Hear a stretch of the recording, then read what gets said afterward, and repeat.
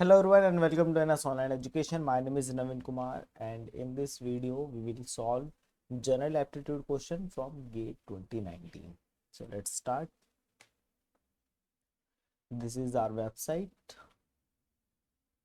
and this is the syllabus of general aptitude. Okay, this question belongs to verbal aptitude which you can solve by yourself. And this too. Question number 3. The radius as well as the height of a circular cone increases by 10%. Okay, the percentage increase in its volume. So इसमें हमें find out करना है कि कितना percentage increase आएगा volume में if we increase the radius and height by 10%. Okay, so सबसे पहले तो हमें पता होना चाहिए कि वॉल्यूम क्या है कोन का. So volume is equals to 1/3 pi r square h. Okay, तो इस टाइप के क्वेश्चन पूछे जाते हैं गेट एग्जाम में related to surface area and volume. तो आपको डिफरेंट शेप्स के सरफेस एरिया एंड वॉल्यूम के फॉर्मूले याद होने चाहिए. ओके, नाउ अगर हमें परसेंटेज इंक्रीज फाइंड आउट करना है, परसेंटेज इंक्रीज इन वॉल्यूम, सो इसका सिंपल फॉर्मूला है और आप लोगों को पता भी होगा. न्यू वॉल्यूम माइनस जो हमारा ओरिजिनल या फिर ओल्ड वॉल्यूम है, ठीक है, divided by original volume into 100. Okay, so ये जो अपर पार्ट है that is describing the change in the volume. Okay, और अगर ये पॉजिटिव आएगा दैट मीन्स कि वॉल्यूम इंक्रीज हुआ है, और अगर ये नेगेटिव आएगा रिजल्ट डिफरेंस का दैट मीन्स वॉल्यूम डिक्रीज हुआ है. ओके, और उसको हम डिवाइड कर देंगे प्रीवियस वॉल्यूम से. So that means we will get fraction कि हाउ मच फ्रैक्शन जो है वो इंक्रीज हुआ है वॉल्यूम का. ओके, और मल्टीप्लाई कर देंगे 100 से तो हमें क्या मिल जाएगा, परसेंटेज भी मिल जाएगा. क्योंकि जो फ्रैक्शन होता है वो हम फाइंड आउट करते हैं आउट ऑफ 1, और जो परसेंटेज होता है उसे हम फाइंड आउट करते हैं आउट ऑफ 100. ओके, सो अगर फ्रैक्शन को हमें परसेंटेज में कन्वर्ट करना है just multiply by 100. Okay, so ये हमें फ्रैक्शन देगा. फ्रैक्शन इंक्रीज इन वॉल्यूम और मल्टीप्लाई 100 करने से क्या मिल जाएगा हमें, यहाँ से हमें मिल जाएगा percentage increase in volume which we are going to find out. Okay, now so इस फॉर्मूले को यूज़ करने के लिए सबसे पहले हमें न्यू वॉल्यूम भी चाहिए होगा कि कितना वॉल्यूम अब इंक्रीज हो चुका है, मतलब नया वॉल्यूम क्या है. ओके, सो यहाँ पे हम टाइप करेंगे न्यू वॉल्यूम ऑफ कोन. अब ना अगर हमें न्यू वॉल्यूम फाइंड आउट करना है कोन का तो उसके लिए हमें क्या है, ये जो रेडियस है और ये जो हाइट है फॉर्मूले में, क्योंकि इंक्रीज हुई है बाई 10%, तो हमें पहले यही फाइंड आउट करनी पड़ेगी कि इसकी वैल्यू क्या होगी फॉर न्यू वॉल्यूम. ओके, सो 1/3 पाई तो सेम रहेगा बट आर चेंज हो जाएगा क्योंकि वो इंक्रीज हुआ है 10%. तो आपको पता है 10% इंक्रीज कैसे होगा. सो 10% इंक्रीज विल बी लाइक अगर हमारे पास कोई 100 है तो 100 में 10% इंक्रीज क्या होगा, 100 का 10% इंक्रीज होगा 100 + 10 दैट विल बी 110. सो ये क्या न्यू वैल्यू कितनी हो गई है 110 बाई इंक्रीजिंग 10%. ठीक है, तो ये 10% किसका है, इस 100 का है. ओके, तो सिमिलरली ये हमारा प्रीवियस वॉल्यूम है और रेडियस है आर. ओके, और इसमें 10% इंक्रीज होगा तो कितना होगा, that will be 0.1 R. Okay, इन दोनों को ऐड कर देंगे that will give us 1.1 R. I hope it is clear. अगर ये आपको नहीं समझ में आ रहा है तो मैं इसको इस फॉर्म में लिख देता हूँ, that is equals to R plus 10% of R. Okay, और you know 10% is 10/100 into R. Okay, अब इससे नेक्स्ट स्टेप में आपका ये आ जाएगा. ओके, सो रेडियस हमारे पास आ गया है. अगर स्टार्टिंग में रेडियस कितना था हमारा 1 आर था. ओके, और नाउ इट बिकम्स 1.1 आर क्योंकि 1 का जो 10% है दैट इज 0.1. ओके, सिमिलरली जो हमारी न्यू हाइट है वो भी क्या है 10% इंक्रीज हुई है. सो 1 एच प्लस 1 का 10% कितना हो जाएगा 0.1 एच. ओके, दोनों को ऐड करेंगे दैट विल बी 1.1 एच. हम डायरेक्टली भी इसको लिख सकते थे कि अगर इनिशियली एच है तो 10% इंक्रीज होगा that will be 0.1. Okay, now अब हमारे पास आर न्यू रेडियस भी आ चुका है और न्यू हाइट भी आ चुकी है. सो अब हम इस फॉर्मूले में इसको पुट कर सकते हैं. ओके, सो इस फॉर्मूले में अगर हम आर की वैल्यू पुट करेंगे तो that will be 1.1 r square and height रखेंगे that is 1.1 h. Okay, so सारी चीज़ें हमारे पास अवेलेबल हो चुके हैं। अब हम इस फॉर्मूले को यूज करके परसेंटेज इंक्रीज फाइंड आउट कर सकते हैं। ठीक है, सो यूज करते हैं इस फॉर्मूले को एंड यहाँ से मैं इसको इरेज कर देता हूँ। Okay, now okay, so new volume is 1/3 pi with in bracket 1.1 का स्क्वायर हो जाएगा 1.21। Okay, 11 square is 121 and r square ऐसे ही रहेगा same, then it is 1.1 h. Okay, minus जो हमारा ओरिजिनल वॉल्यूम था तो that is 1/3 pi r square h, then dividing with original volume which is 1/3 pi r square h into 100। Now ये जो top part है अगर इसमें हम कॉमन ले लें चीज़ों को, लाइक 1/3 दोनों में है और यहाँ बॉटम में भी है, तो जब कॉमन लेंगे तो डिवाइड हो जाएगा। सिमिलरली पाई कैंसिल कर सकते हैं, similarly r square and h भी कैंसिल कर सकते हैं। ओके, और लाइक मैं एक बार एक नेक्स्ट स्टेप में आपको लिख कर दिखा देता हूँ। 1/3 पाई आर स्क्वायर एच ये कॉमन हो जाएगा और विद इन ब्रैकेट ये आपका जाएगा 1.21 into 1.1 minus 1। Okay, divided by 1/3 pi r square h into 100। So ये पूरे टर्म कैंसिल हो जाएगा, तो हमारे पास जो बचेगा दैट इज 1.21 इंटू 1.1 माइनस 1। सो इसे कैलकुलेट कर लेते हैं। 1.21 into 1.1 equals to 1.331 minus 1 will give us 0.331 and into 100 will give us 33.1%. 33%. Okay, so this is our final answer and option number C। so आप देख सकते हैं, so option number C क्या है, that is 33.1 which is the answer of this question number 3। okay,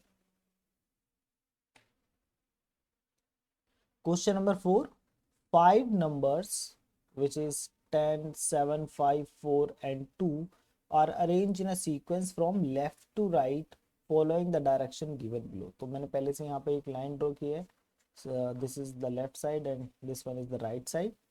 now first statement is no two odd or even number are next to each other। okay, so कोई भी जो दो odd number हैं या फिर जो even नंबर है वो एक दूसरे के साइड में नहीं हो सकते, मतलब नेबर में नहीं हो सकते हैं। Okay, there should be alternate number like odd even like this। okay, then next point is the second number from the left is exactly half of the leftmost number। okay, तो यहाँ पे इन्होंने कहा है कि जो लेफ्ट मोस्ट नंबर है, okay, which one is the left most number, this one, क्योंकि लेफ्ट साइड है और so this is left most number. Okay, और ये क्या है, एग्जैक्टली हाफ है किसका, second number from the left. Second number कौन सा होगा, ये हमारा फर्स्ट नंबर है, so this will be the second number. तो सेकेंड नंबर जो है उसका एग्जैक्टली हाफ है, ओके, इसका left most. Okay, 1/2। Okay, so हमें देखना होगा कि जो हमारे पास 5 नंबर्स अवेलेबल है इसमें कोई ऐसा पेयर है जो कि जो फर्स्ट का हाफ हो, लाइक जैसे कि हम देख सकते हैं 10 जो है वो ये इसका जो हाफ है दैट इज 5 एंड ये जो 4 है इसका जो हाफ है दैट इज 2। तो हमारे पास दो पेयर अवेलेबल है, एक तो हमारा पेयर हो गया 10 एंड 5 का और एक पेयर हमारे पास 4 एंड 2 का।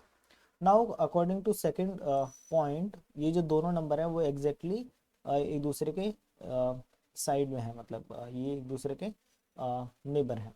सो इस केस में क्या है कि हमें हमें फर्स्ट पॉइंट ये कह रहा है कि कोई भी टू ऑड नंबर और इवन नंबर एक दूसरे के साइड में नहीं हो सकते। ओके, सो दैट मीन्स ये जो हमारा 4 एंड 2 का जो पेयर है ये क्या है, ये भी इवन नंबर है and this is also an even number.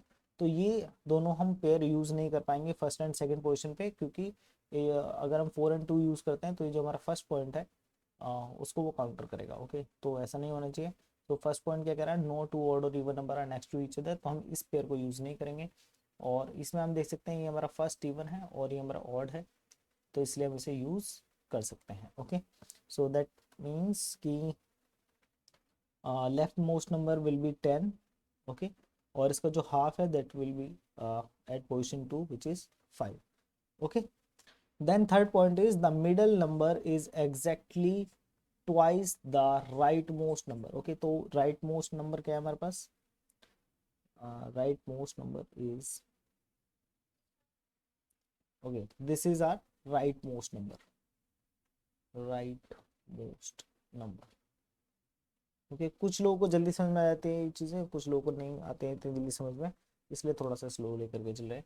सो ये हमारा राइट मोस्ट नंबर हो गया, और ये हो गया हमारा मिडिल नंबर। ओके, ये मिडिल में आएगा थर्ड पोजीशन पे, क्योंकि टोटल 5 है, so this will be the middle one. Okay, तो ये जो हमारा मिडिल नंबर है, this is also exactly twice the right most number. Okay, तो ये जो हमारा राइट मोस्ट नंबर है इसका ट्वाइस है, यानी मीन्स मल्टीप्लाई बाई 2, और यहाँ पर था हमारा divide by 2। Okay, so divide by 2, clear. और ये पेयर हमें पहले से ही पता है कि ये जो एक पेयर हमारा रह गया था विच इज़ 4, 2, ये ही हम यहाँ पर यूज़ कर सकते हैं, क्योंकि एक पेयर हम पहले यूज़ कर चुके हैं 10 एंड 5। ओके, सो यहाँ पर आ जाएगा 4, let me change the colour.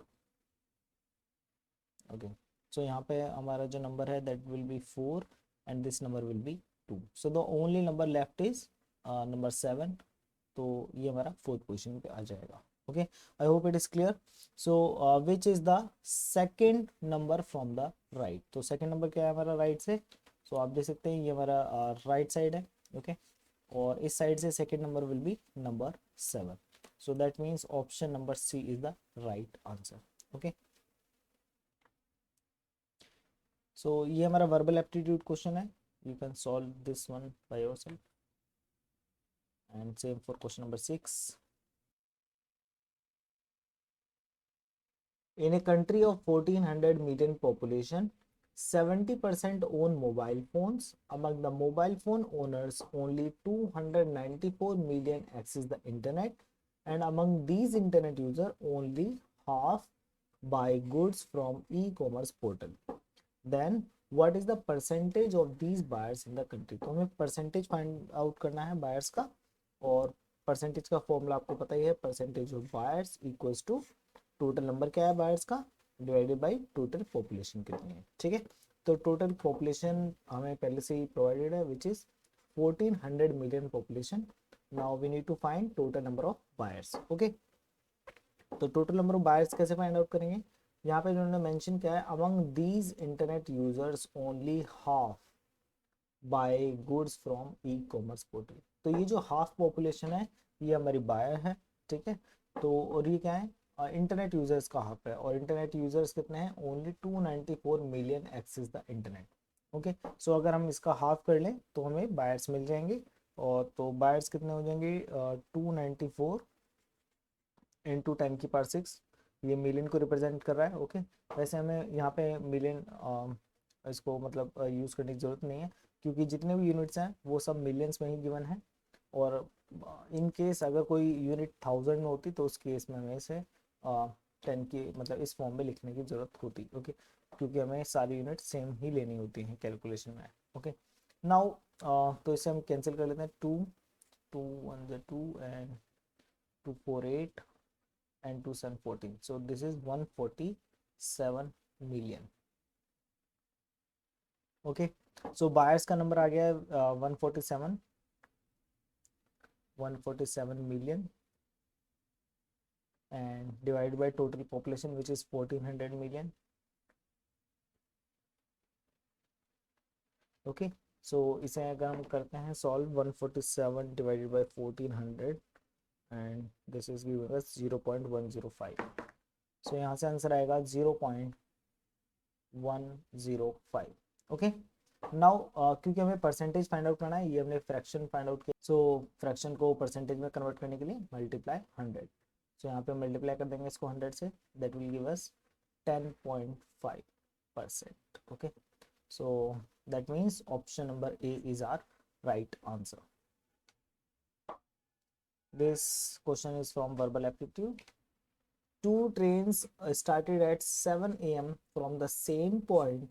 The first train traveled north at a speed of 80 km per hour and the second train traveled south at a speed of 100 km per hour. The time at which they were 540 km apart is.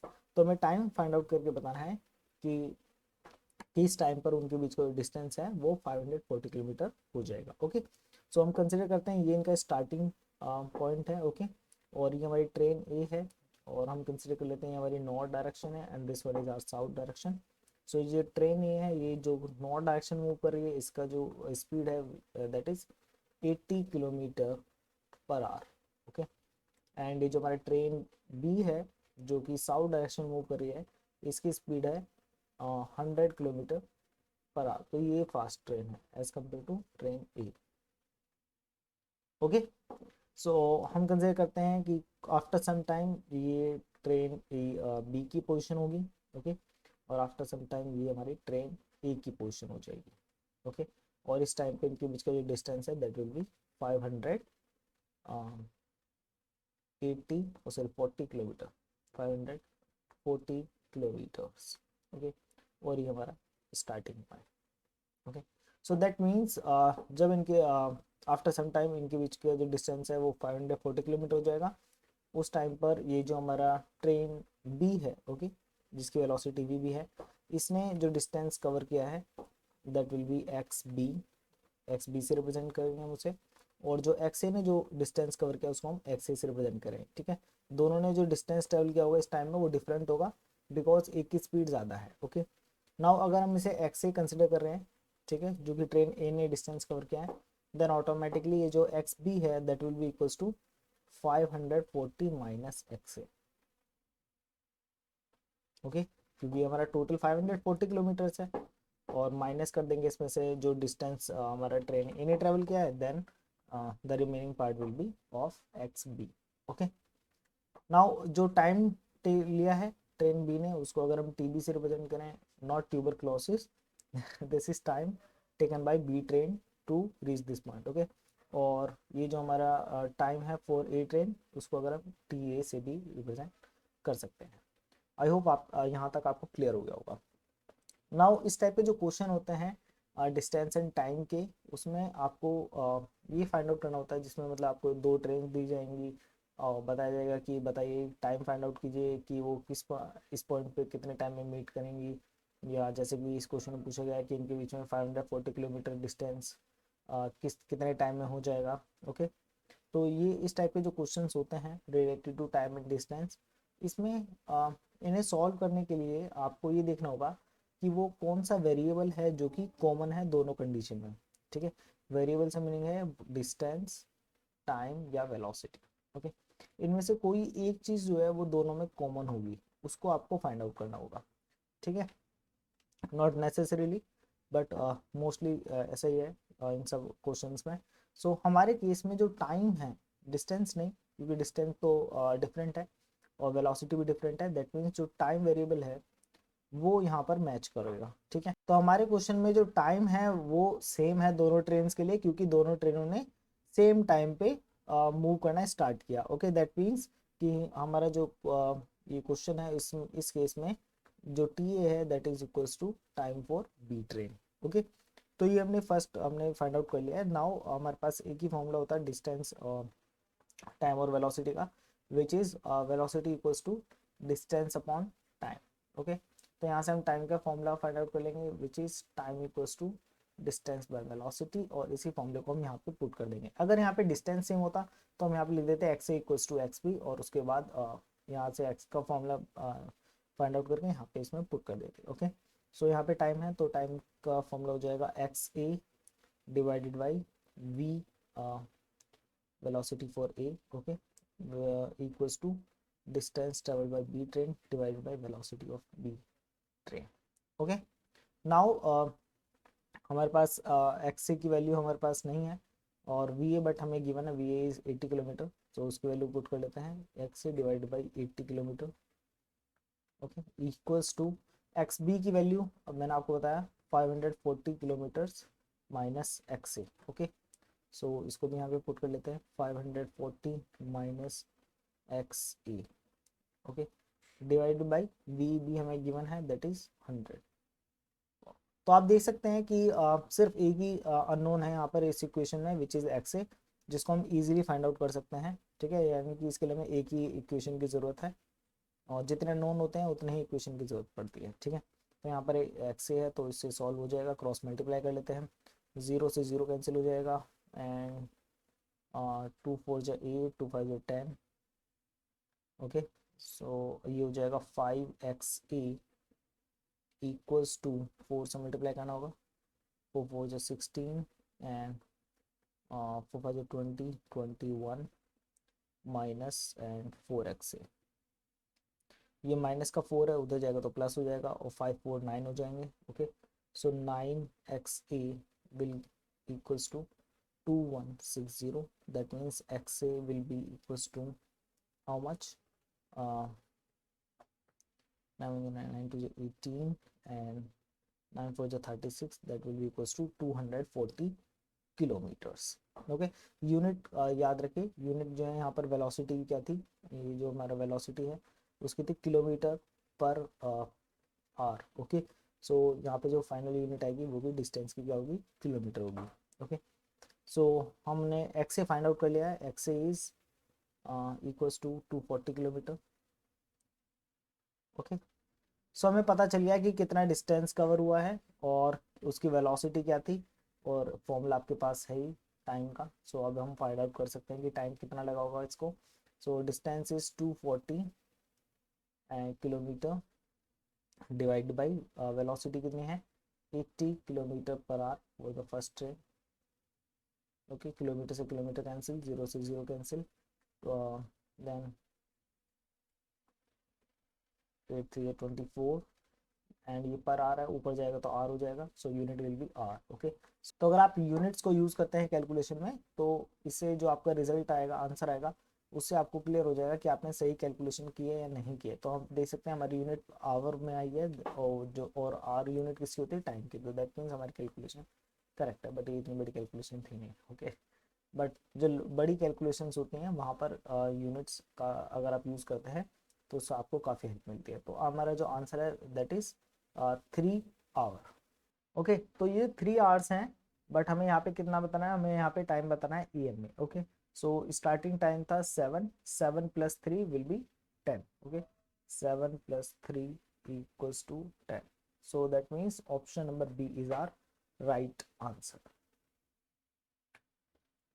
Question number 10 is from verbal aptitude, और verbal aptitude के सभी question के answer भी मैंने mention किए हैं, और बाकी क्वेश्चंस के आंसर भी मैंने मेंशन किए हुए हैं, सो आप उन्हें प्रैक्टिस कर सकते हैं।